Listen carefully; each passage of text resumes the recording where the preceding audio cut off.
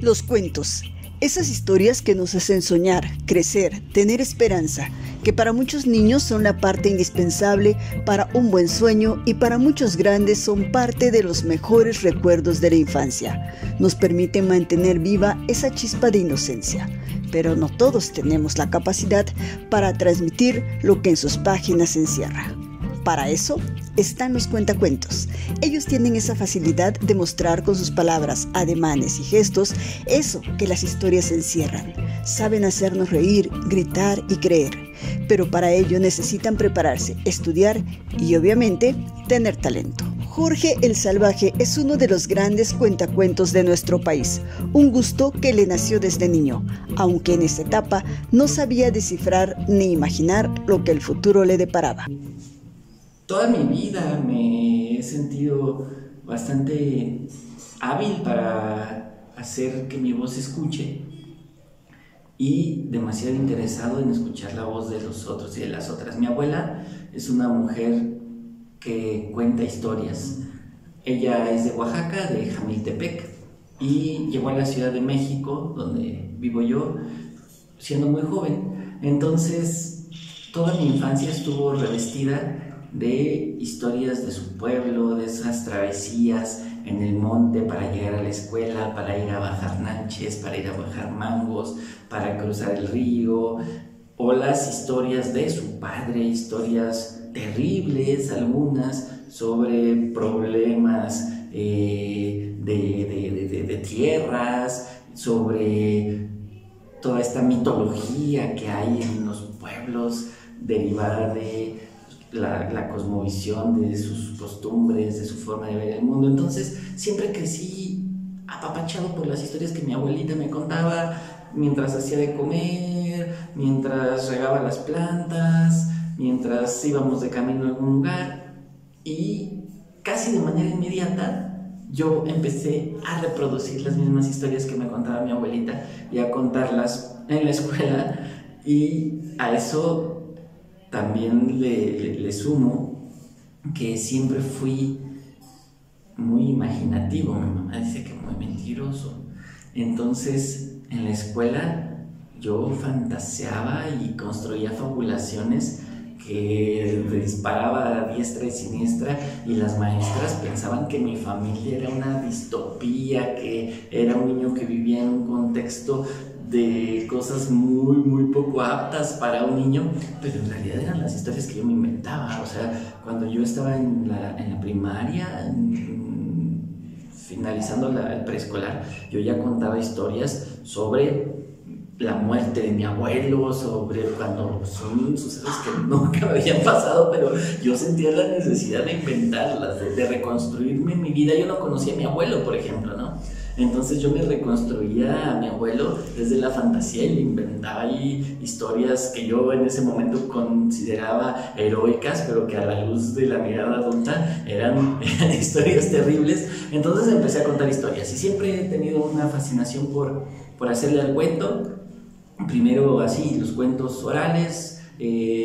Cuando estaba en la primaria tenía cierta facilidad para escribir, para redactar pequeños cuentos escolares, pero con formalidad, ya eligiendo esto como un oficio y profesionalizándome, podría remontarlo al año 2014, que a la fecha de hoy pues serían 9 años en donde me dedico profesionalmente a contar cuentos.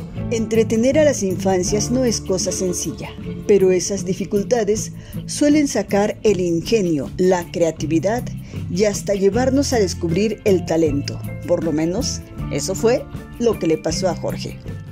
Y surgió como una necesidad de comunicarme con niños y con niñas de los Altos de Chiapas, en donde yo estaba haciendo unas prácticas profesionales para la universidad, y al no tener más conocimiento de la lengua tzotzil, del idioma tzotzil, de no tener mayor conocimiento de habitar ese territorio, entonces mi permanencia en la comunidad era realmente muy inútil. Yo era un inútil ahí en la comunidad, y una de las cosas para las que era útil era para que los niños y las niñas practicaran su español conmigo.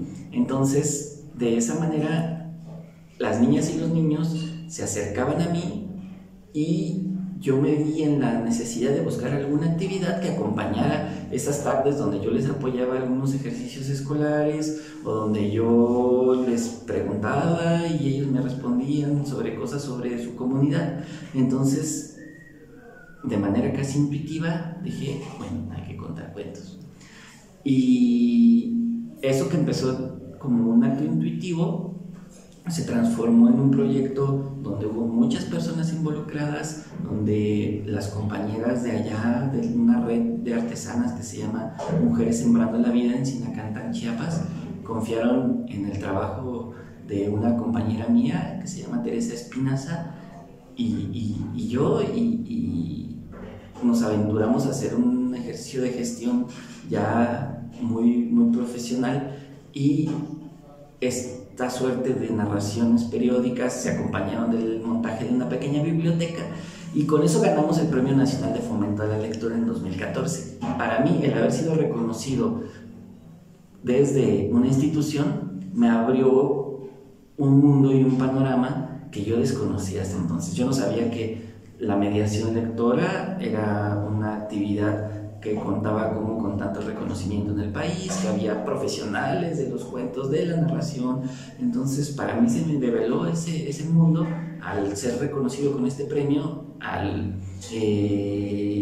ser trasladado a foros como la FIL de Guadalajara. Entonces, en ese momento es cuando yo digo, uy, creo que aquí hay algo que desconozco, que me interesa, y para lo que creo tener algunas habilidades, y me empecé a formar. Esta es una actividad que ha contribuido a visibilizar a los niños, pero sobre todo a las niñas. Es una herramienta que ayuda a que ellas sepan cuánto valen y que no dejen de soñar. Documentarme, ¿no?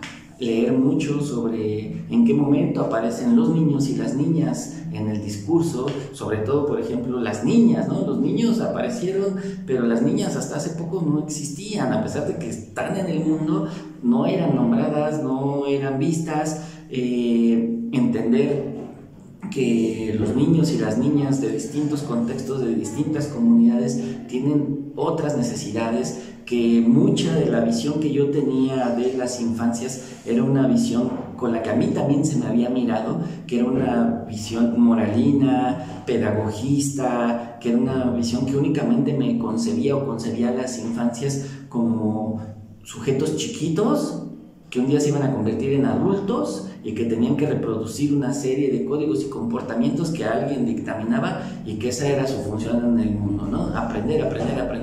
Puede llegar a ser hasta una herramienta de encuentro propio con la niña o el niño que una vez fuimos. Cuando yo llego a plumas como la de Golding, como la de Michel Petit, o la de Morax, no, se pronuncia Stiles, me parece, que hablan sobre cómo construimos la idea de la infancia, de las infancias. Entonces yo logro establecer ese proceso como de significación con lo que estaba viviendo en estos espacios donde yo era voluntario, y con lo que leía en la literatura infantil. Y creo que podría resumir todo esto en: volví a conectar con mi propia infancia, ¿no? Volví a recordar lo que era ser niño, y sobre todo establecer las paces, y en poder hablarle a mi niño interior y comprenderlo, decirle que él no había sido ese niño del que tantas veces me sentí avergonzado, ese niño rebelde, ese niño problemático, sino que en realidad vine en un momento donde mi familia, donde mi contexto más próximo tampoco sabían entender lo que eran las infancias, ¿no? Y que y entonces fue un proceso de pedirle disculpas, de amarlo, de quererlo, y en ese momento el niño afloró otra vez. Cada vez esta profesión se va haciendo más extensa, más respetada, pero sin duda siempre faltarán más personas que tengan la capacidad de comunicarse con los niños y los no tan niños de una forma más sana, sobre todo en esta época en la que la violencia busca espacios para normalizarse. Y creo que cuando cuento cuentos es ese infante el que habla, el que establece un diálogo con los otros niños, con las otras niñas, un diálogo mucho más horizontal, donde no me interesa ser moralista con ellos, con ellas, donde me interesa algo que, en palabras de un cuentero y escritor, mediador de lectura, a quien admiro mucho, que es Rodolfo Castro, en palabras de Rodolfo Castro dice, donde lo que me interesa es provocarles una experiencia bella, una experiencia de gozo. Y eso no es poca cosa. En un mundo como en el que vivimos, en un mundo en el que habitamos, el darle a un niño o a una niña un remanso, un momento de gozo estético, un momento de risa, para mí es un objetivo demasiado de mucho peso, y es un lugar muy importante. Entonces, cuando yo tengo claro esto, de qué es lo que yo pretendo con mi acto, y lo hago desde esa voz, desde ese niño que recuerda cómo juega, con lo que es jugar, que no finge jugar, sino que realmente está habitado por la diversión, por la sensación del juego, y que además es consciente de que los niños y las niñas son frágiles, pero que también son muy resilientes y que también son poseedores de un conocimiento trascendente. En la antropología, en la sociología le llaman el rapport, ¿no? El involucramiento, la empatía, pues surgen de manera natural. Es como cuando los niños juegan, las niñas juegan, llega un niño, no conoce a nadie y están por ahí otros niños, se miran un poquito y se acerca, uno le lanza la pelota, el otro la cacha, y en menos de lo que a los adultos y adultas nos cuesta establecer relaciones, esos ya están brincando juntos y ya empatizan, si se cae y llora, lo auxilian, ¿no? Entonces va un poco por ahí, como por ese tipo de sensibilidades. Para los niños y niñas de hoy y los de ayer, Jorge el Salvaje nos deleita con uno de sus cuentos. Disfrútenlo.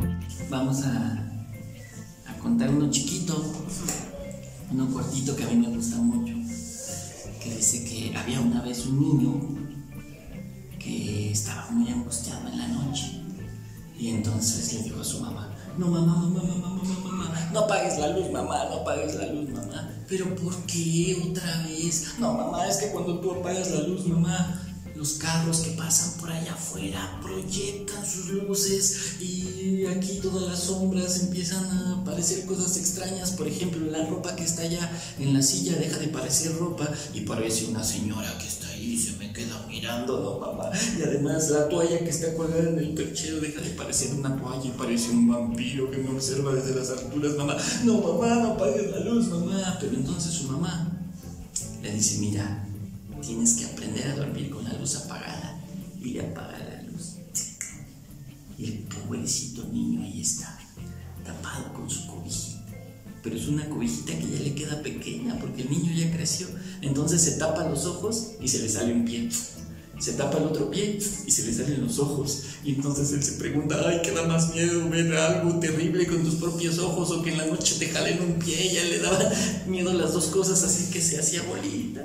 Se tapaba con su cobijita, y justo un día, cuando ya estaba conciliando el sueño, en ese momento escucha: abre los ojos, piensa: ¿qué fue eso? Y vuelve a escuchar, y se da cuenta que el sonido proviene debajo de su cama. Así que con mucho miedo se asoma, y debajo de su cama ve un monstruo. Ahí es un monstruo que está dormido y hasta tiene una burbujita de moco que se infla y se desinfla. Y cuando él lo ve, se aterroriza y entonces hace lo que siempre hace: ¡mamá! Y la mamá se despierta así como diciendo: ¡oh! Y otra vez, y le dice al papá: te toca a ti. Y el papá: no, te va a ti, no, ve tú. Bueno, al final ahí va la mamá. Llega, le abre la puerta y le dice: ¿pero qué pasó, corazón? ¿Otra vez? Es que hay un monstruo debajo de mi cama, mamá. Y entonces la mamá se acerca y quizá aquí los niños y las niñas piensen que el monstruo va a desaparecer, porque eso pasa siempre, a menudo. A los niños y a las niñas nadie les cree. Está en peligro su vida y cuando llega el adulto ve y dice: no, nunca estuviste en peligro, pero en verdad ahí estuvo, y nunca nadie les cree nada. Pero entonces la mamá se asoma debajo de la mesa, perdón, de la cama, se absorbe debajo de la cama y sí, se da cuenta que hay un monstruo. Pero la mamá ni siquiera se alarma. La mamá se le queda mirando al monstruo y lo único que hace es que va por otra cobija, lo tapa y le da un besito en la frente. El niño observa a su mamá y su mamá le dice: mira, mi amor, a ver si te acuerdas. Tú eres un monstruo. Tu papá es un gran monstruote. Yo soy una monstrua terrible. Y tu hermano es un monstruito bebé. Ustedes duermen en literas, tú arriba y él abajo. Es normal que exista un monstruo debajo de tu cama. Es tu hermanito. Ah, sí es cierto, mamá. Recuerda entonces el niño monstruo y se vuelve a dormir. Y colorín colorado, este cuento se ha acabado.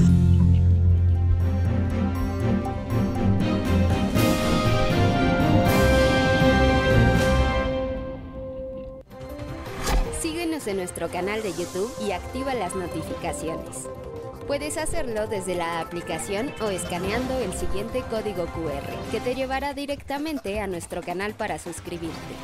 Mantente informado sobre los acontecimientos más importantes a nivel local, nacional e internacional. Y accede a nuestras secciones de análisis y opinión, con periodismo de calidad del día a día. Recuerda darle me gusta y compartir a nuestros contenidos. Y no olvides seguirnos en todas nuestras redes sociales.